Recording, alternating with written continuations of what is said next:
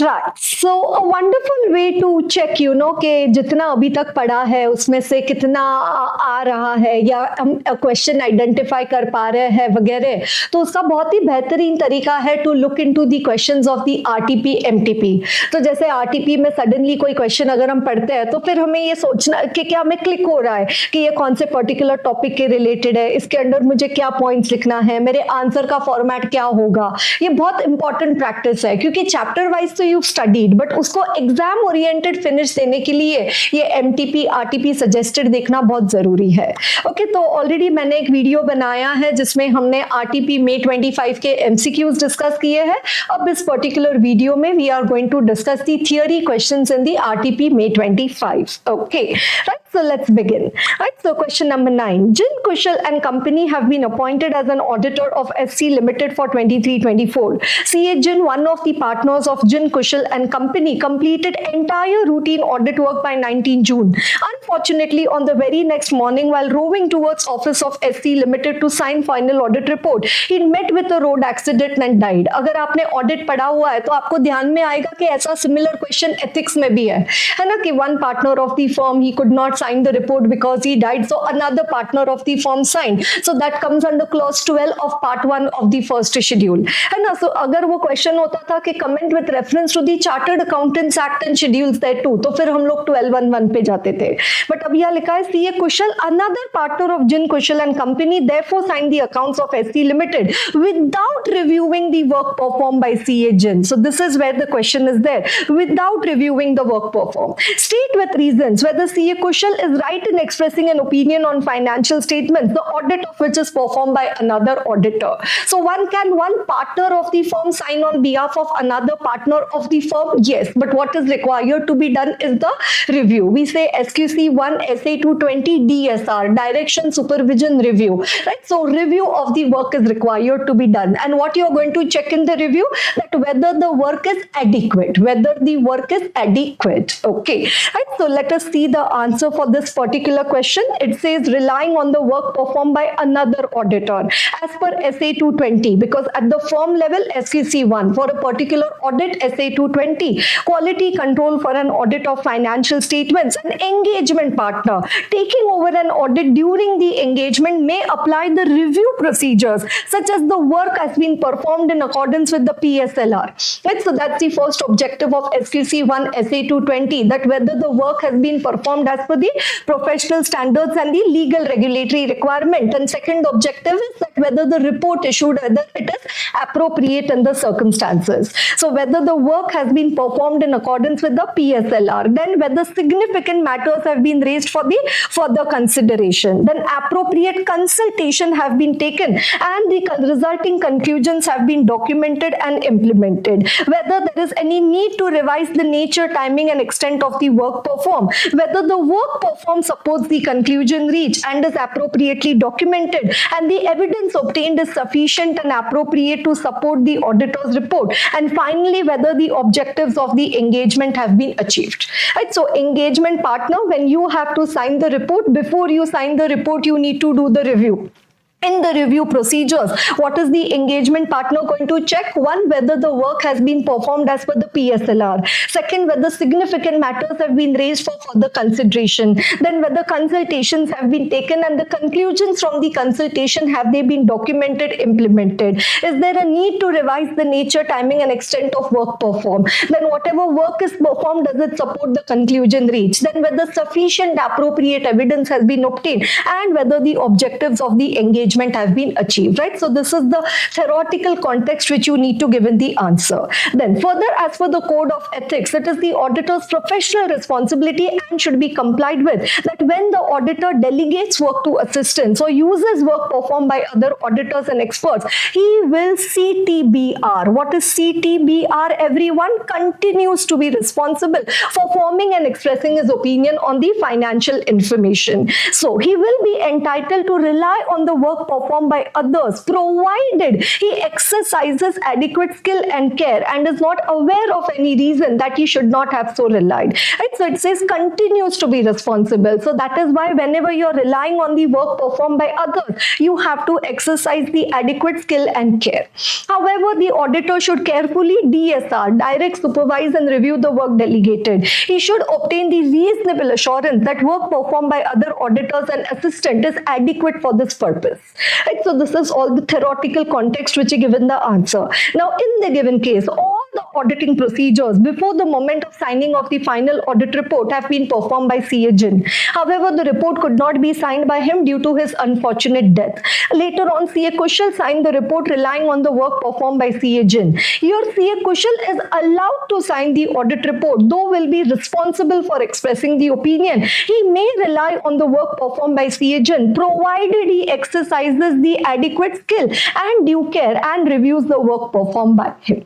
Right? So can CA Kushal sign on behalf of CA Jin? Yes, but continues to be responsible, so he needs to check the adequacy of the work, and these are the review procedures which are required to be performed. Right? These are the review procedures required to be performed. Wonderful. So now let's come to the next question. Question number 10.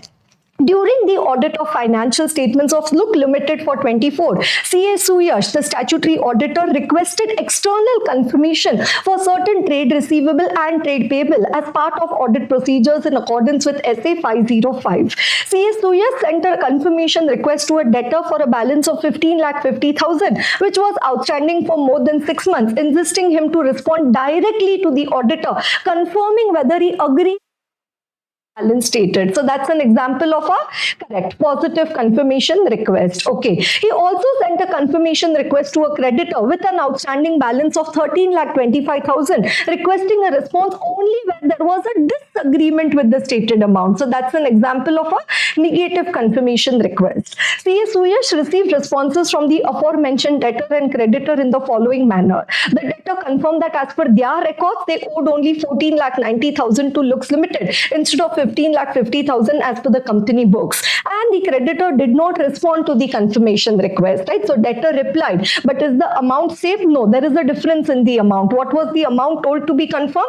So to 15,50,000. And what amount did the debtor confirm? 14,90,000. That means there is an exception between the amount to be confirmed and the amount actually confirmed. And the creditor did not respond. So now creditor, we had sent a negative confirmation request. So if he is not replied, that means he is agreed. Right? That's the negative confirmation request. Identify and explain the type of confirmation request sent by the auditor to the debtor and creditor. We've already done that, positive and negative. Also discuss the course of action the auditor should take for the discrepancy in the information received from the debtor. He needs to look into the exception, the reason for the discrepancy, and non-receipt of confirmation from the creditor. It has to be assumed that the creditor has agreed because it was a negative confirmation request. Okay, right. So again, my answer will begin with as per SA 505, right? It's related to the external confirmations. What does it say? First gives you the definition of the positive confirmation request, and then after that the exception, and then the negative confirmation request. A request that the confirming party respond directly to the auditor, indicating whether the confirming party. Now examiner will be very happy with you when he sees these words confirming party instead of third party. That is how it communicates to the examiner that you're using the technical language in the audit paper. A request that the confirming party respond directly to the auditor, indicating whether the confirming party agrees or disagrees with the information provided in the information in the request, or providing the requested information. Right? So that's a positive confirmation request. And then let's see negative confirmation request. A request that the confirming party respond directly to the auditor only if the confirming party disagrees. Right? Only if the confirming party disagrees. And then what is an exception? A response that indicates the difference between the information requested to be confirmed, that is 15,50,000 in our example, or contained in the accounting records, and the information which is provided by the confirming party. In our example, it is 14,90,000. The exception needs to be assessed to the entire population after analyzing the reason for the difference. Okay, so first we have three definitions: positive confirmation request, exception, and then after that the negative confirmation request. request. Now we come to in the given case. Right? The auditor has sent the positive confirmation request for the amount of 15,50,000 to a debtor which has outstanding for more than 6 months. However, due to difference between information requested to be confirmed or contained in the entity record and the information provided by the confirming party is forming situation of the exception confirmation. The auditor's evaluation when taken into account with the other audit procedure. So now because there is an exception, auditor, what you're going to do, other audit procedures the auditor may have performed, may assist the auditor in concluding whether the sufficient appropriate audit evidence has been obtained or whether performing further audit procedures is necessary as required by SE 330 in case a response is indicating an exception.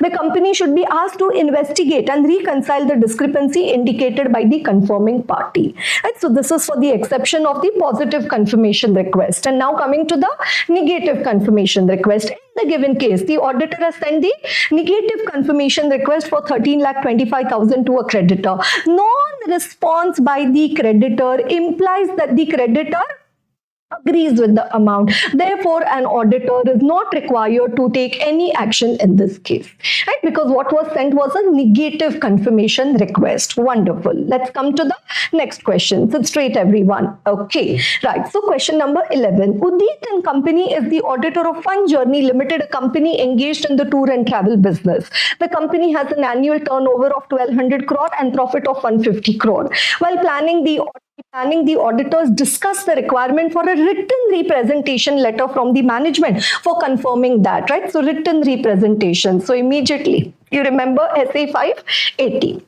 Right, for confirming that the auditor is provided with all relevant information and access as agreed in the terms of the audit engagement. Right, so management, have you fulfilled the preconditions which you agreed in the terms of engagement? Right, that is one representation. And all transactions have been recorded and are reflected in the financial statements. As the audit was near to completion, the auditor disagreed with the management on one of the matters, including the need of written representation, contending that verbal confirmations were given during the audit should be sufficient. The separate representation is not required. Udit and Company, however, explained that under SA 580, obtaining a formal written statement from the management is mandatory. Fun Journey Limited refuses to provide a written representation despite the auditor's several requests. What do we say? Refusal. Management's refusal to provide the written representation, DD.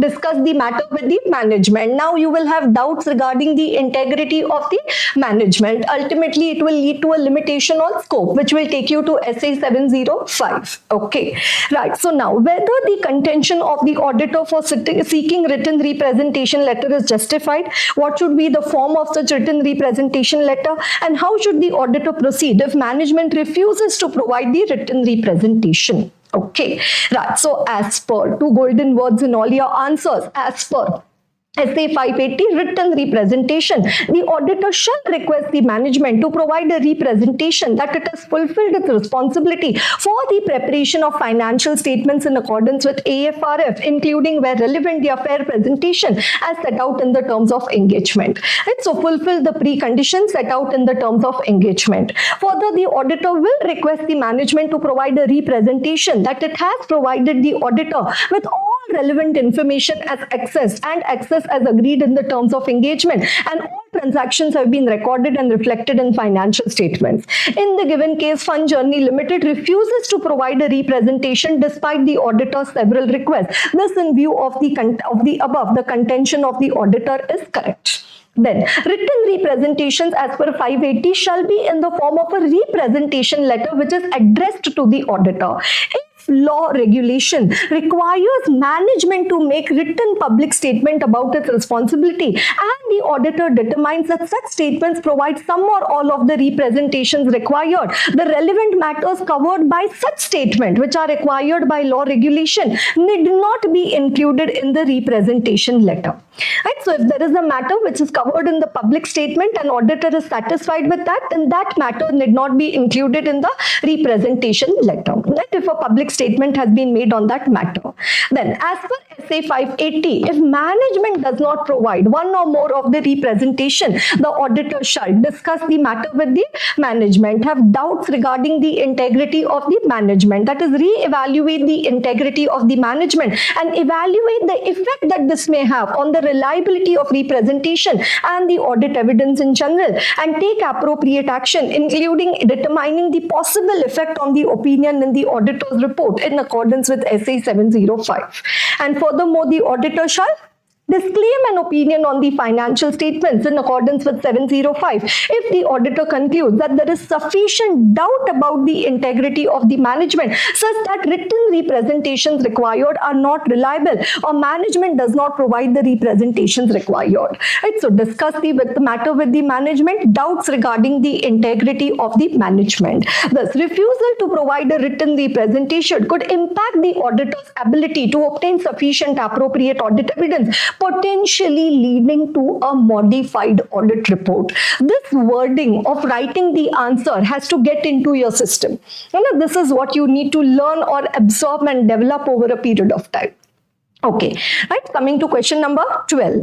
Comment with reference to the provisions of CARO 2020. Rellon Limited has a turnover of 650 crore during the financial year 23-24. It has outstanding dues towards income tax of 15 lakhs since July 2023.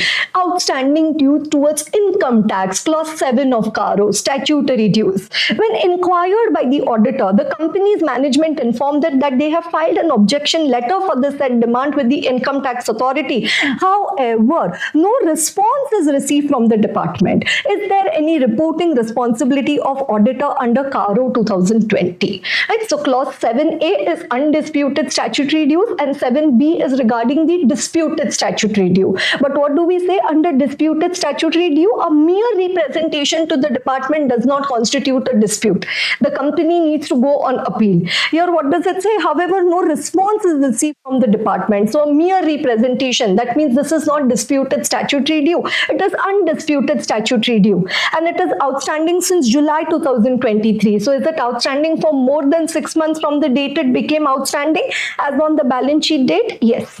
Right. So reporting responsibility of the auditor under para 3 of CARO 2020. The auditor is required to report as per clause 7A of para 3 of CARO 2020 whether the company is regular in depositing the undisputed statutory dues including GST, PF, ESI, income tax, sales tax, service tax, customs, excise, VAT, cess, and any other statutory dues to the appropriate authority, and if not, then the extent of arrears of the outstanding statutory dues on the last day of the financial year concerned for a period of more than 6 months from the date they became payable shall be indicated.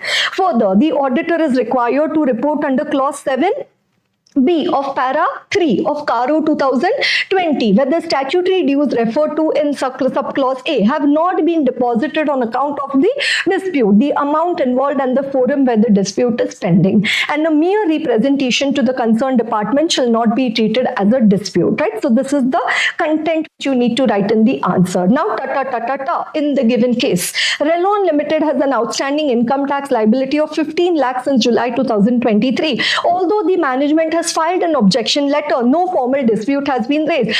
The dues remain unpaid for more than 6 months. Therefore, the auditor is required to report the same under clause 7A of para 3 of CARO 2020. Wonderful. Okay, right, let's come to the second part of the question. During the audit, CA Kunal found that physical verification of inventories of the company has been conducted by the management on regular intervals. So that is clause 2A of the CARO, where the inventories have been physically verified by the management at reasonable interval, whether the procedures followed are they appropriate, and discrepancies of 10% or more have they been properly dealt with in the books of account. The following is a summary of the inventory as per physical verification conducted by the management vis-a-vis its books of account as at the year end. Right? So particulars as per physical verification as per books of account, amount rupees in crore, raw material, work in progress, finished goods, stores and spares, and then the total. Right? So what does it say? For each class of inventory, if the discrepancy is 10% or more.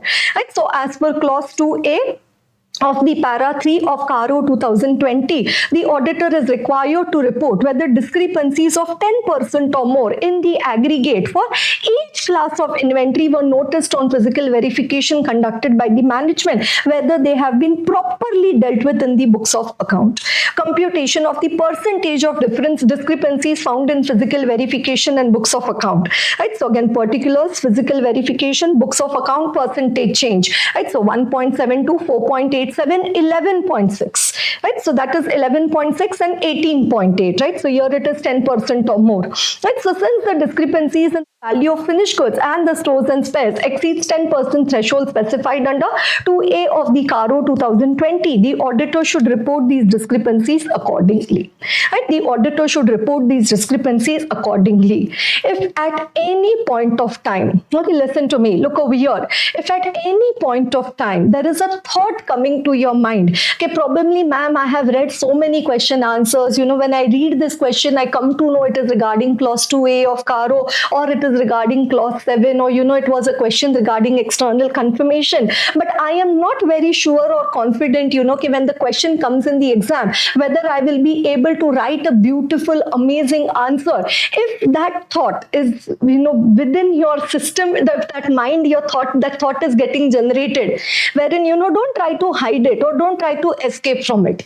कि अगर एक बार भी ऐसा मन में आ रहा है कि यार ठीक है, ये सब मुझे कंटेंट तो पता है, अब मुझे पता भी चल रहा है कि आंसर कैसे लिखना है, बट एक्चुअली अगर एक बार लिख के देख लो तो कुछ बात ही और हो जाएगी, तो अब क्या मतलब, then what is it that you are waiting for? तो रुक जाओ, है ना, यहाँ पे क्या करो, वीडियो को पॉज करो, हमने क्वेश्चन पढ़ा है, आंसर पढ़ा है, बिल्कुल जैसे कि आप एग्जाम हॉल में लिखने वाले हो उस तरीके से आंसर लिख के निकालो, है ना, बिल्कुल, इट्स वेरी इजी। तो हाँ, तो इजी है इसीलिए तो हमें ट्राई करना है ना, otherwise easy things will also become difficult over there.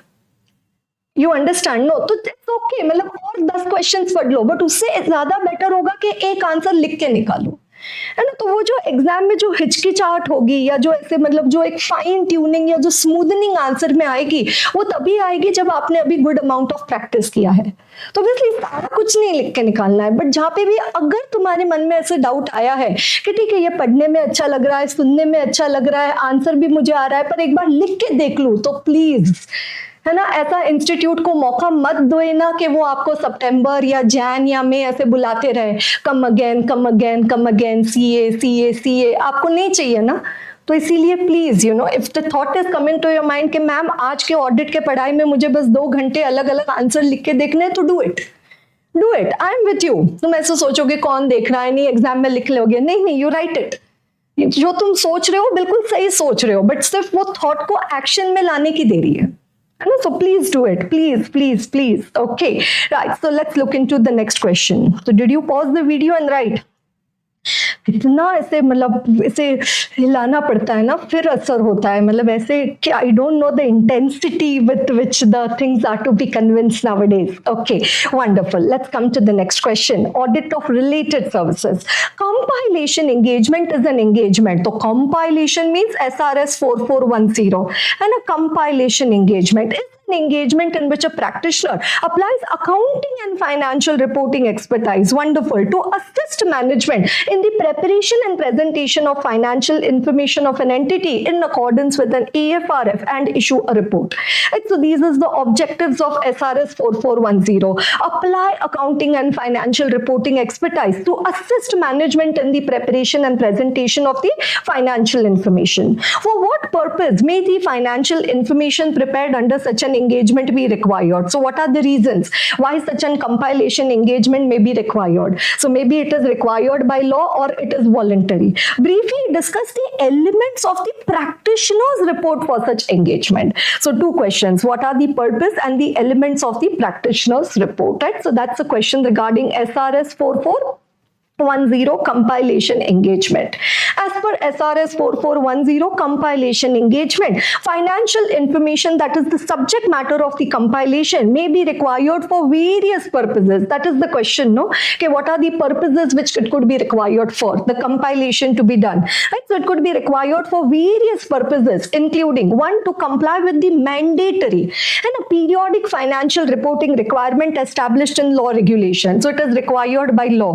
Or for purposes unrelated to mandatory financial reporting under law regulation. So that is voluntary, not required under any particular law regulation, but it is required by the management, TCWG, for some internal use, or it is required for a particular contract, or it is required for some transactional purposes. Right? So what are the purposes why a compilation engagement is required? One, it could be required by law, or it could be voluntary. Voluntary, it could be required by the management, TCWG, prepared on a basis appropriate for their particular purpose, for such as preparation of information for internal use. Then for periodic financial reporting undertaken for external parties under a contract or other form of agreement, such as information provided to a funding body to support provision of the continuation of a grant. And for transactional purposes, for example, to support a transaction involving changes to entity ownership or the financing structure, such as a merger or an acquisition. Right? So to support a particular transaction. Right? So that's part one. The purpose by compilation engagement is to be done. And second one, okay, what are the contents of the practitioner's reports? Obviously, content has to start with title, addressee, and it has to end with signature, date, and place. Right? So title, addressee, signature, date, place. Now, what does it say in between? A statement that the practitioner has compiled the financial information based on the information provided by the management. So in an audit report, we write, we have audited. Here we write, we have compiled. Right? In audit report, we say auditor. Here we call him as the practitioner. Right? So statement that the practitioner has compiled the information based on the raw material information provided by the management. Then we mention about the description of the responsibilities of the management. Obviously, after management's responsibility, you'll also have the practitioner's responsibility. Right? So management responsibility. So even though if CA has been appointed to compile the financial information, still selection of accounting policies, making of accounting estimates, all that continues to be the responsibility of the management. A description of the responsibilities of management, TCWG, as appropriate in relation to the compilation engagement and in relation to the financial information. Then the identification of the AFRF, and if it's a special purpose, then again a reference to the description of that special purpose framework. Right? So if it's a special purpose financial reporting framework, right? Identification of the financial information, including the title of each statement, like balance sheet, statement of profit and loss, if it comprises more than one element, and the date of the financial information or the period to which it relates. Right? So identification of the AFRF, identification of the financial information. So one statement that practitioner has compiled, then description of management's responsibility, description of practitioner's responsibility, and then identification of AFRF, identification of financial information.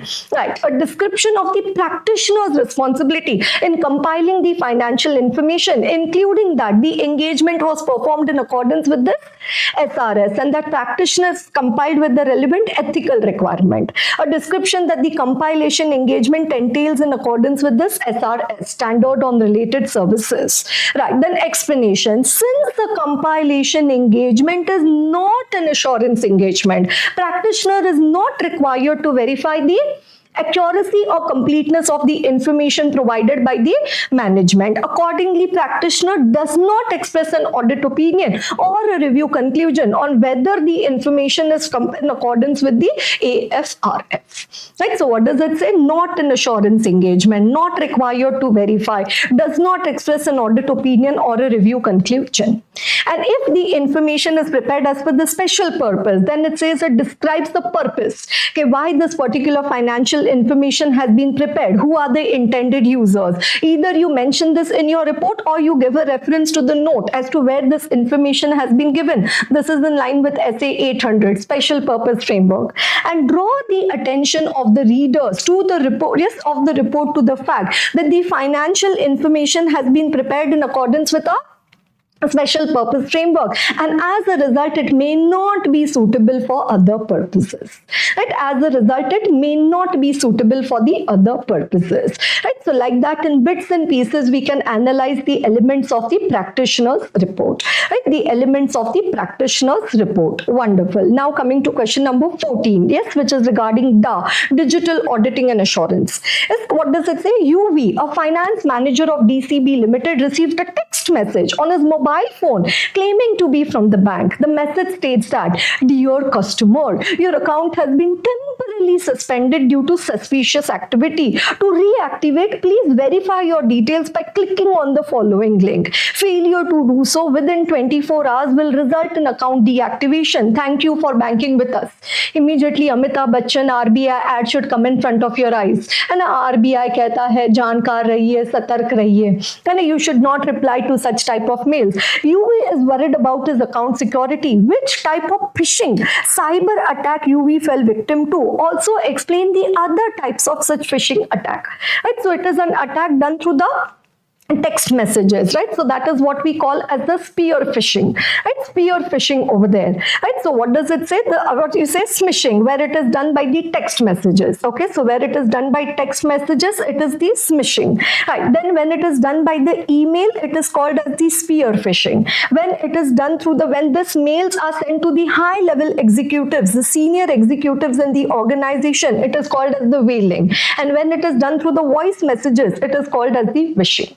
Right, so UV, which type of cyber attack? It is not spear phishing, it is the smishing, right? Because it is due to the text message, right? So text message cyber attack is called as the smishing. And a text message cyber attack is called as the smishing. And what are the other types of cyber phishing, cyber attack? It says spear phishing, whaling, and the wishing. Okay, right. So the type of phishing cyber attack UV fell victim to is smishing. It is a type of fraudulent practice of sending the text messages purporting to be from reputable company in order to induce individual to reveal their personal information such as password or credit card number.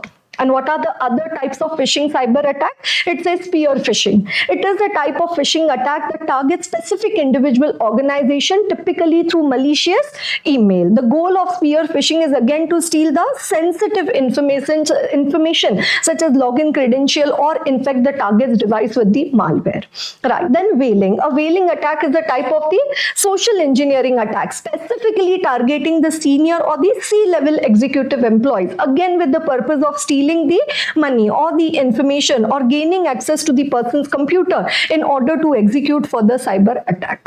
Right? And the last one, wishing. A voice phishing attack is a fraudulent use of the phone call and voice messages pretending to be from reputable company to convince individual, again to reveal private information such as bank details and password. Right? So everywhere, what does it say? To reveal personal information, to steal sensitive information, for stealing money or information, to reveal private information.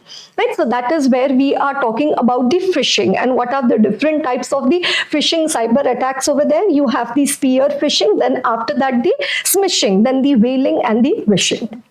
Okay, right. So that's the question from the digital auditing and assurance. Okay, so now let's come to question number 15, which is from the group audit.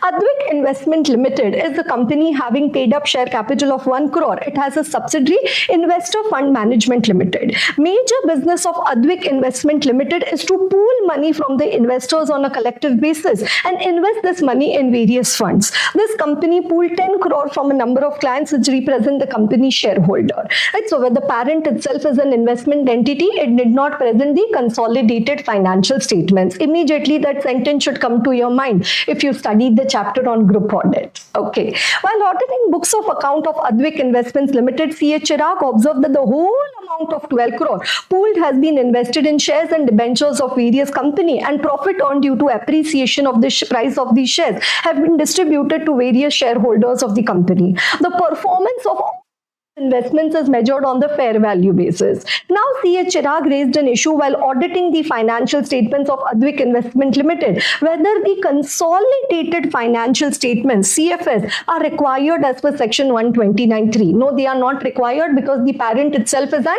investment entity. Analyze the above issue and give your opinion. We are very good at giving opinion. Okay. Right. So, according to section 129 subsection 3 of the Companies Act 2013, where a company has one or more subsidiary including associate joint venture, it shall, in addition to its own financial statement, prepare consolidated financial statements of the company and of all the subsidiary in the same form and manner as that of its own. As per subsection 6 of section 129 of the Companies Act, the central government may on its own or on an application by a class or class of companies by notification exempt any class or classes of companies from complying with any of the requirements of section 129. Right? So one, it says you need to prepare consolidated if you have subsidiary associate. Then it says central government may notify companies which are exempt. Then an investment entity is an entity that obtains funds from one or more investors for the purpose of providing those investors with the IMS, that is the investment management services. It commits to the investor that its business purpose is to invest funds for solely for return from capital appreciation, investment income, or both. Right? So capital appreciation, investment income, or both.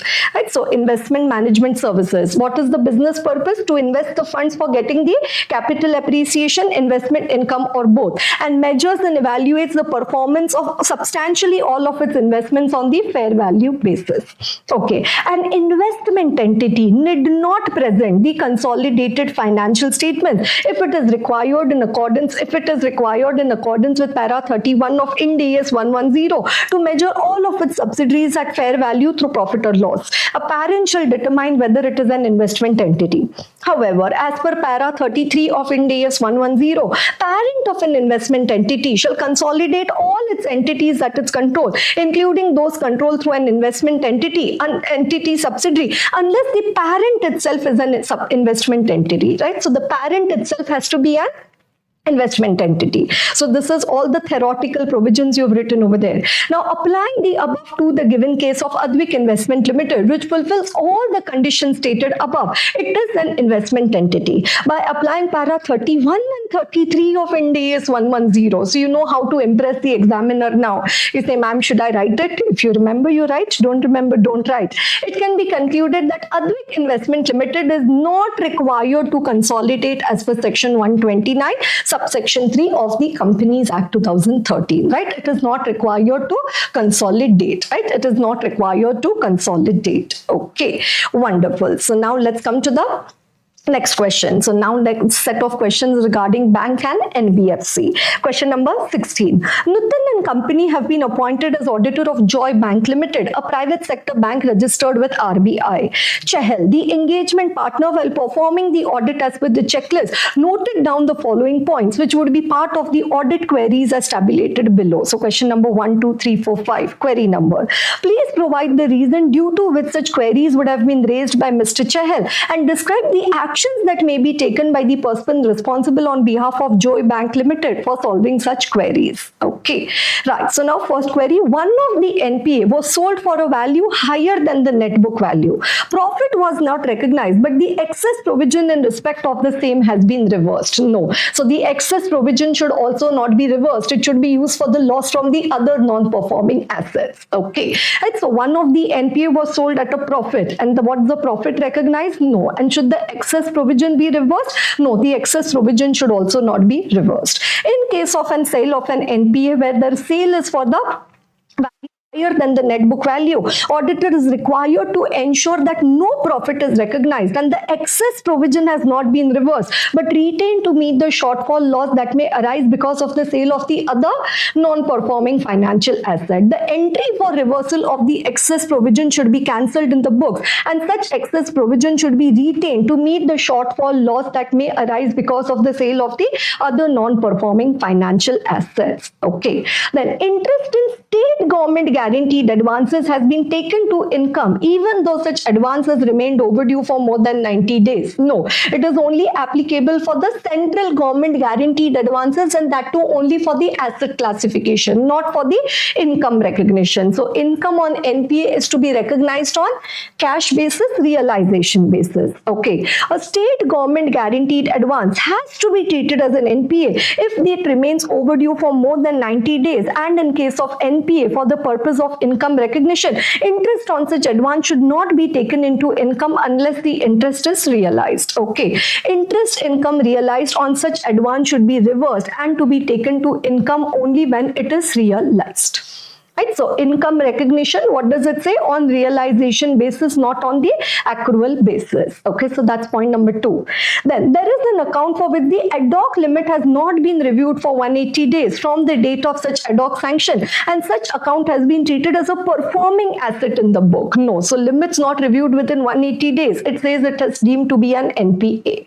Account for which ad hoc limit has not been reviewed for 180 days from the date of the ad hoc sanction, it should be considered as an NPA. So not reviewed within 180 days, limits not reviewed within 180 days. If you go to the theory of the bank audit chapter, you'll see all this provisions given over there, and that is where you will realize boss, knowledge is power. So I know 180 days, more than that it is NPA, then you can answer this particular query over here. Its treatment in the books would be changed from performing asset to non-performing asset from the date when such change in the treatment was required. Okay, next one. On verification of the outstanding forward exchange contract, the net position in respect of one of the foreign currency was not squared and was uncovered by a substantial amount. No, so it should be squared and it should be covered by a substantial amount, right? So this is for the contingent liabilities of the bank.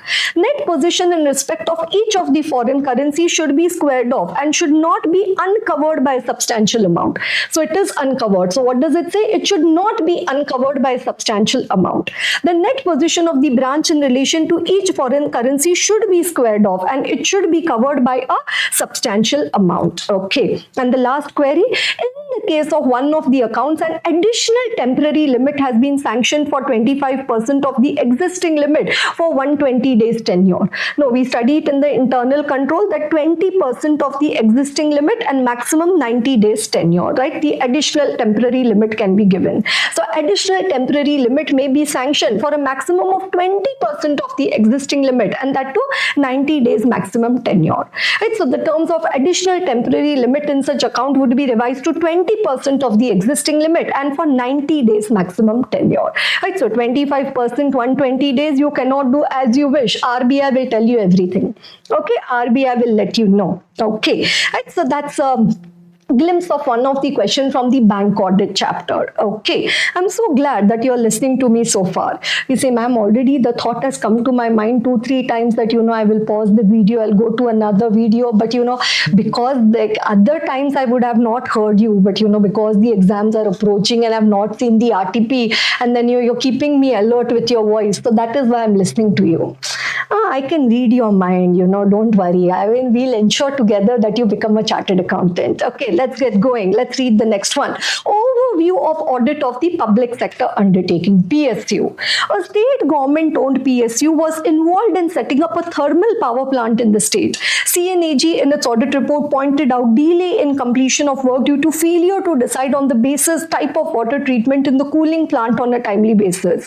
Besides other reasons leading to delay like frequent changes in layout and retesting of soil by the company were pointed out. What kind of audit is being referred to in the above case?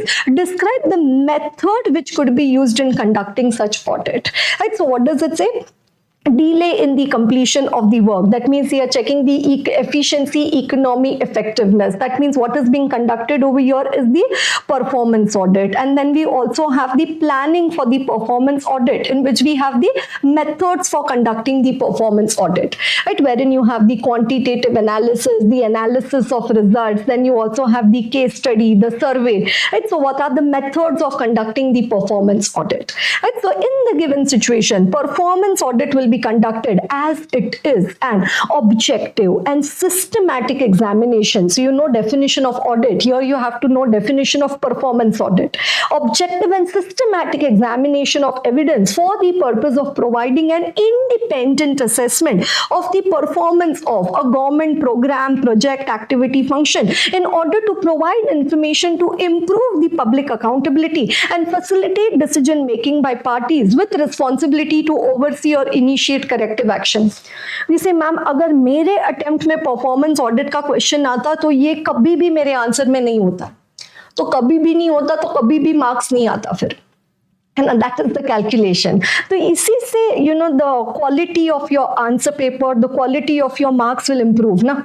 कि performance audit will be conducted as an objective and systematic examination of the evidence for the purpose of providing an independent assessment of the performance of what government organization, program, activity, function, Skill India, Digital India, any government program, in order to provide information for what? To improve public accountability and facilitate decision making by parties with responsibility to oversee or initiate the corrective action. So at least these keywords which I've highlighted over here should be there in your definition of performance audit.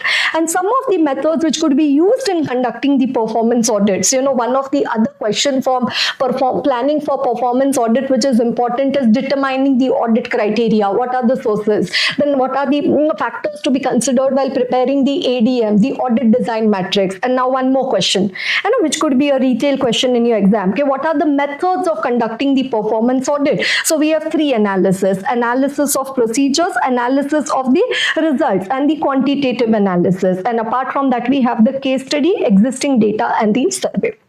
Analysis of procedure, analysis of results, quantitative analysis, and then case study, use of existing data, and these surveys. Okay, right? So it involves review of the system in place, right? Analysis of procedures for planning, conducting, checking, and monitoring the activity. This would consist of examination of documents such as the financial report, budget, program guidelines, procedure manuals, etc.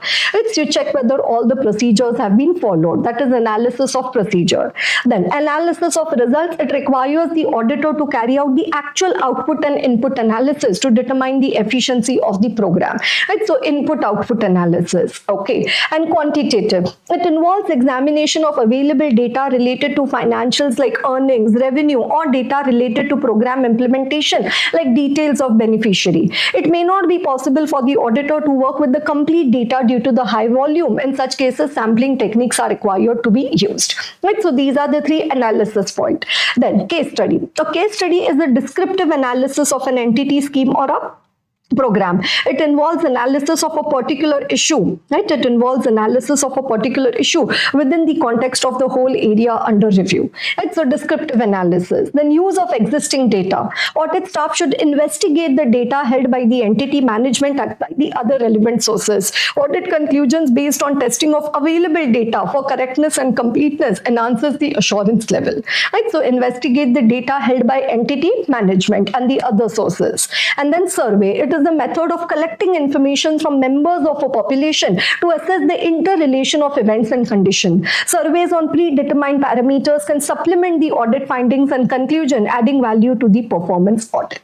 Right? So predetermined parameters, you collect information and check it against the predetermined parameters. Right? So that is one question on the PSU, performance audit, and what are the methods of conducting the performance audit. Okay. Next one, due diligence, investigation, and forensic accounting. Question number 18. MF Limited, a manufacturing company specializing in industrial and consumer products, has been experiencing significant inventory shortages despite maintaining detailed procurement and production records. The management suspects fraudulent activity as discrepancies have been noticed in stock reconciliation, production wastage reports, and inventory adjustment. Some of the reasons for the suspicion include manual adjustment in stock records on frequent basis, higher than usual production wastage inconsistent with historical data, raw material recorded as issued for production but missing from the factory floor, finished goods dispatched but not recorded in the sales amount, unexplained inventory shrinkage over consecutive months. Considering the above, you are appointed by MF Limited to evaluate the option for verifying the process to reveal the fraud and the corrective action to be taken. As an investigating accountant, hi Ram, if I would not have read this entire story also, okay. Sometimes it makes sense to read the last line in the question. As an investigating accountant, what will be the areas of verification and the procedures to be followed for verification of defalcation of inventory? Right? So in the investigation part of this chapter, we talk about, verification of fraud in the cash receipts, cash payments, suppliers ledger, customers ledger, and also the defalcation of the inventory. So what does it say? What are the how the inventory fraud could be covered and what is the verification procedure for the defalcation of inventory, right? So how the fraud in inventory could be done? It says one, right? So as per the books of account, inventory 10,000 and physical verification only 7,000, and also material discrepancy. So how this discrepancy? One, employees may simply remove the goods from the premises. Then now they've removed the goods from the premises, but they don't want to tell anybody that they've removed the goods, so they will write them off as damaged goods. Then inventory records may be manipulated by employees who have committed theft, so that book quantities tally with the actual quantities of the inventories in the hand. Right, so one, what do? Steal the goods. Then after stealing the goods, write them off as damaged goods or show that they have been issued for the production. Right, so may be manipulated by the employees who've committed theft. Right, so that the book accounts tally with the actual quantity. Then what they could do? Inflate the quantities issued for production. Right, so show that higher quantity issued for production and then show what you say, loss in work in progress and loss on the production floor. And stocks actually dispatched but not entered in the sales debtors account. So this is how a fraud in inventory could be done. And now, as an auditor, how do you verify? It may be trading stock, raw materials, stores, tools, or other similar items capable of conversion into cash. The loss may be as a result of chori by an employee once or repeatedly over a long period when the same has not been detected. Such thefts usually are possible through collusion among a number of people, so participation. Therefore, their detection, the entire system of receipt, storage, and dispatch of the goods should be reviewed to localize the weakness in the system. So it could be a theft, there could be collusion. So you need to study the entire system to identify the weakness in the system. The determination of factors which have been responsible for the chori and the establishment of the good would be difficult in the absence of a system of inventory control, existence of detailed record of the movement of inventory, availability of sufficient data from which such a record can be constructed. So the first step in such an investigation is to establish the different items of inventory defalcated and their quantities by checking physically the quantities in inventory held and those shown by the inventory book. Right? So first it says start with the physical verification. Okay. Investigating accountant should understand the exact duties of the person who is handling the stock received in and issued from store of production or any other purpose. Identify whether any excessive control is in the hand of a single person without any supervision, as it will widen the scope of investigation.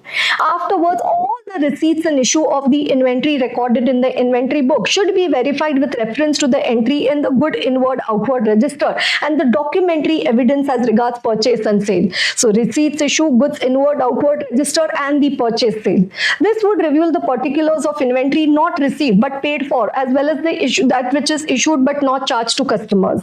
Then entries in respect of returns, right, both inward and outward recorded in the financial book should be checked with corresponding entry in the inventory book. So sales return, purchase return. Also the totals of the inventory book should be checked. Finally, the shortages observed on physical verification should be reconciled with the discrepancies observed on checking the books in the manner mentioned above. Now, next it says, in the case of an industrial concern, issue of raw materials, stores and tools to factory and receipt of manufactured goods in the godown should be verified with reference to the source document. Right? So how much has been issued on the production floor, that has to be checked with the source documents. Then defalcation of inventory sometimes is also committed by the management by diverting a part of the production and consequently shortage in production being adjusted by inflating the wastage in production. Right? So what it says, you divert it and then you say, oh, it has been lost in production, wastage in production. Similar defalcation of inventories and stores are covered up by inflating the quantities issued for production. For detecting such shortages, the investigating accountant, so now what do you know? Okay, whether the quantity issued for production has been inflated. So one, it says you can take the assistance of an engineer. He can tell you generally what should be the quantity issued for production. For that, he will be more conversant with the factors which are responsible for the shortage in production and will be able to correctly determine the extent to which the shortage in production has been inflated. Then in this regard, the guidance can also be taken from the past records. Okay, in the past, how much quantity was issued for the production. Right? Similarly, he would be able better judge whether the material issued for production was excessive. And the per hour capacity of the machine should also be checked, again to check whether larger quantity has been issued for production.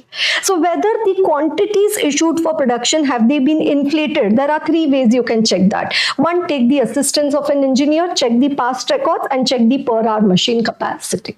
Right, check the per hour machine capacity. Okay, right, so that's regarding the verification of fraud in the inventory, defalcation of the inventory. Okay, right, so now last 19 and 20.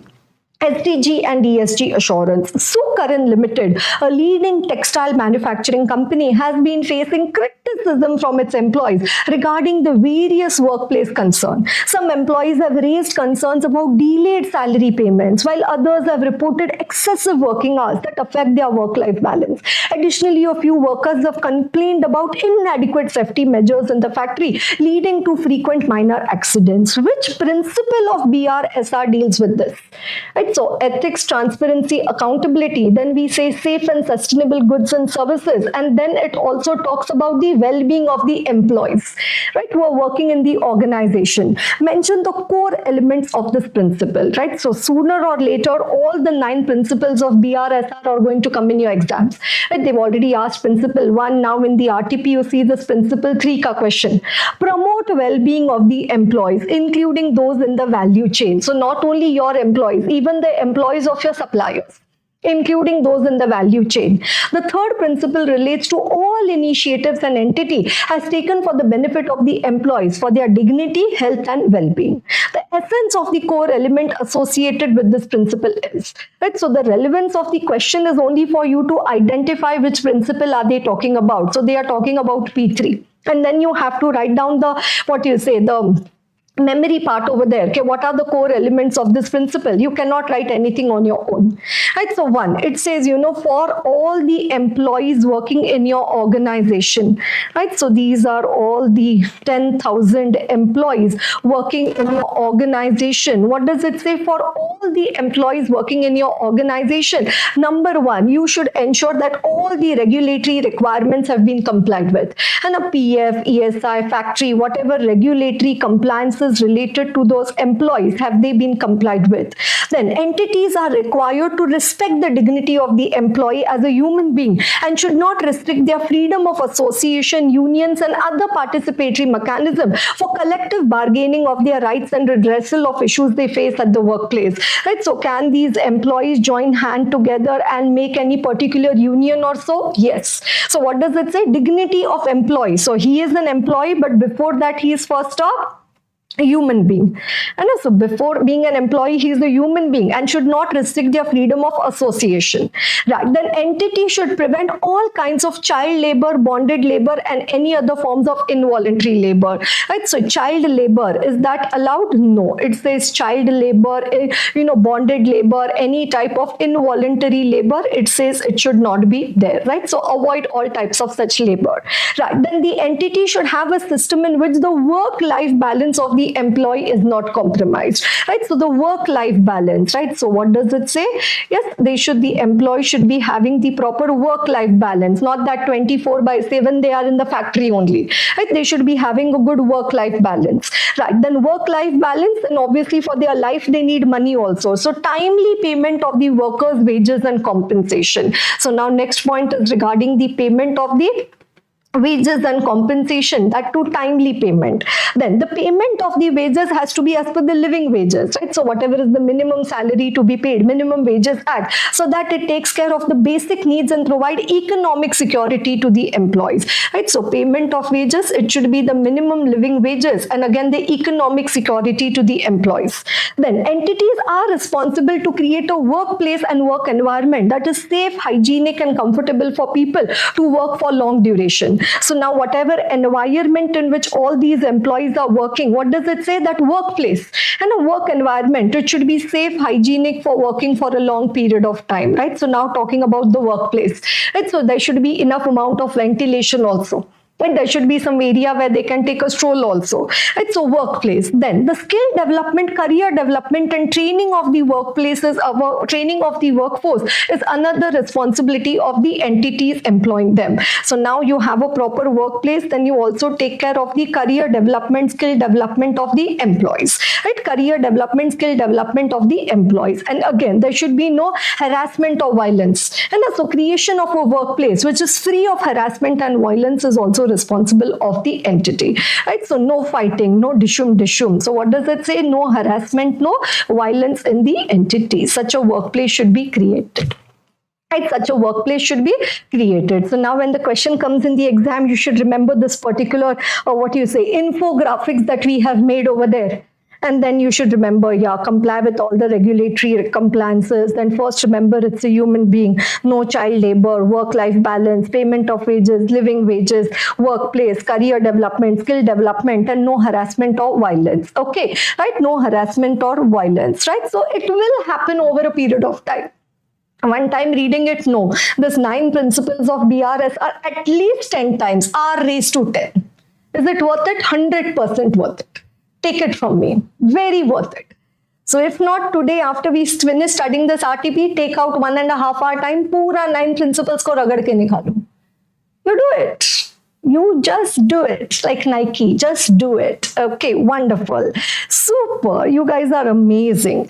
In the given case, employees have raised issues about delayed salary payments, excessive working hours affecting their work life, and complained about inadequate safety measures. In view of the above, Sukaran must take the corrective action to align with this principle. Okay, and now coming to the most wonderful part of the paper, ethics and liabilities of auditor. Question number 20A. KB and Associates are statutory auditors of Iron Company Limited. The central government holds 72% of the paid up capital in this company, matlab government company.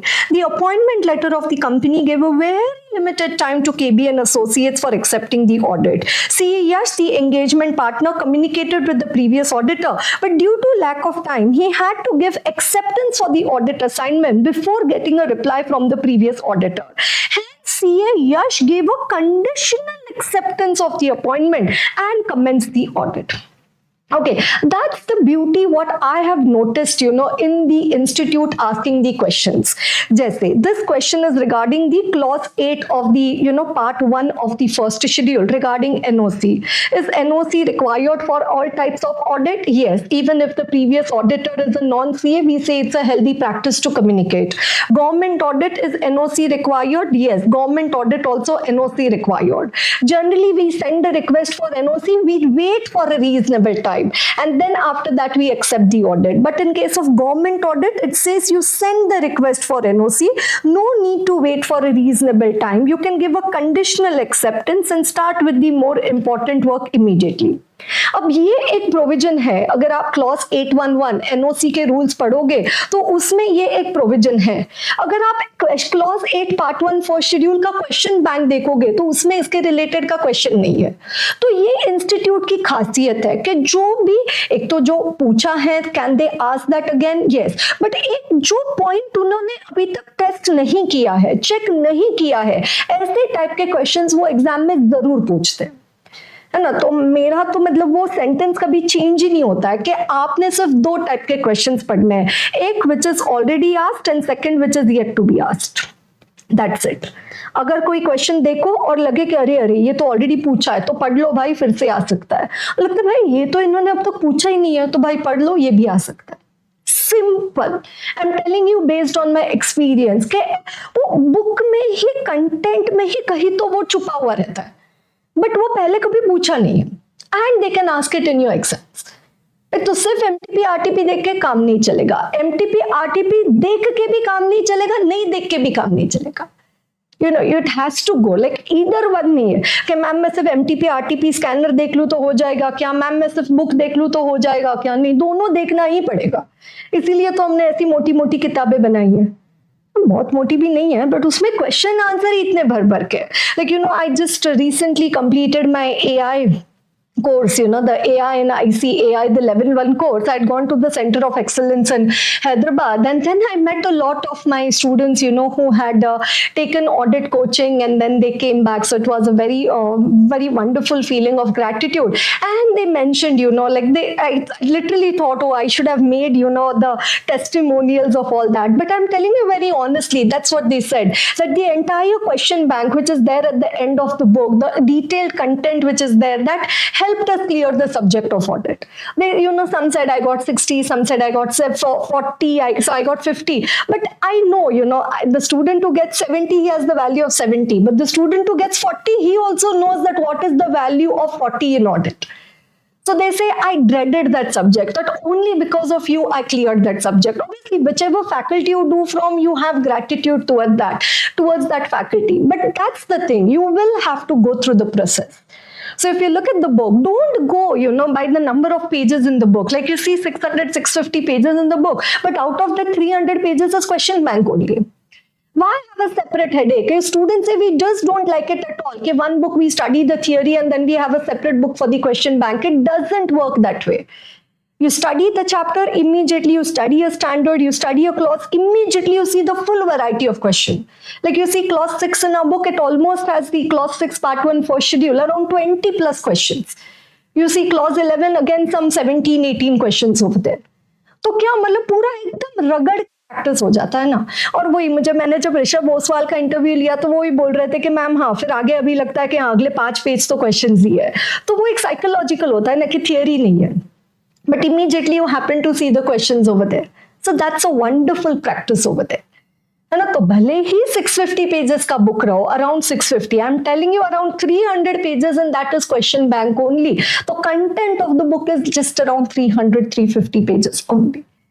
Okay, right. So anyways, when I see such questions, मुझे लगता है कि boss मतलब ये कभी बोल ही नहीं सकता है. मैं जब से मैंने ऑडिट पढ़ाना शुरू किया है ये पॉइंट हमेशा वहां रहा है कि government audit you don't need to wait for a reasonable time. You can give a conditional acceptance and start the important work immediately. Since like September 2009 I've been teaching it, but look at the tapasya. Like I have to wait till May 25 RTP for this particular question coming over there. And I have, had this, fall of my tapasya so many times that I know sooner or later ye aayega, sooner or later. And I always tell my students, I can wait, but you should not.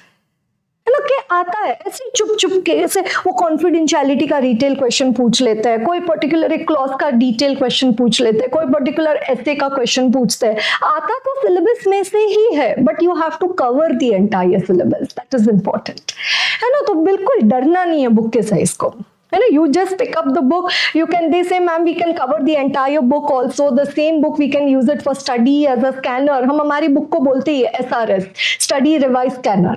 You can study from the same book. You can revise from the same book because all the keywords are highlighted in red. और question तो भर के, like all possible questions, right? From the students बोलते हैं ma'am आपके book में 1990 के questions है.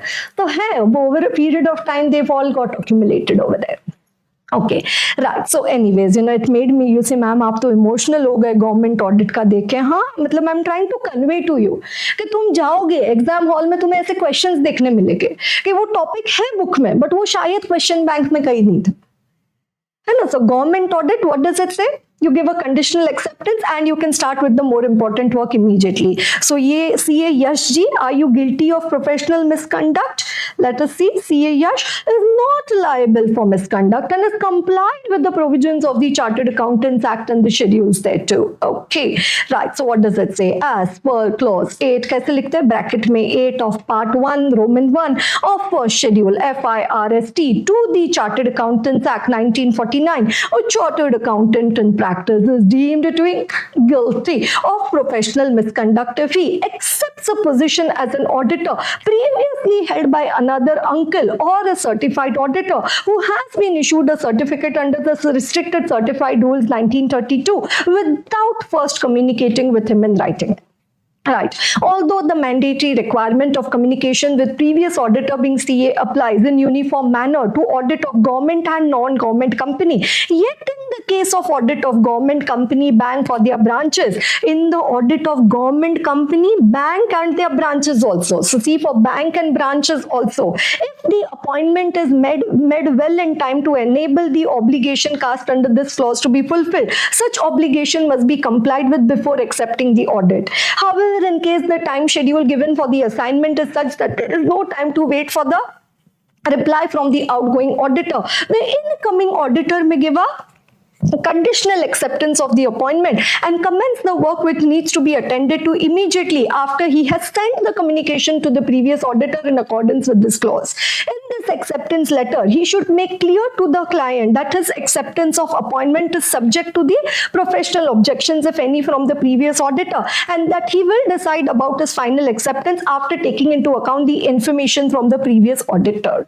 In the given case, and in view of the above, Yash is not liable for the misconduct. Okay. And what is part B? If Yash is guilty, so he is not guilty, but had he been guilty in the above situation given in part A, then before which authority? It is first schedule, so it comes to the disciplinary board of discipline. The matters of CA Yash would have been placed, and what punishment would have been imposed on him by the said authority in accordance with the CA Act 1949. Right? So if CA Yash would have been guilty, the matter would have been placed before the disciplinary board. Second schedule, board schedule, it goes to disciplinary committee. First schedule, it comes to the disciplinary board. And what could be the punishment? Reprimand the member or remove the name of the member up to a period of 3 months or impose a fine of up to rupees 1 lakh.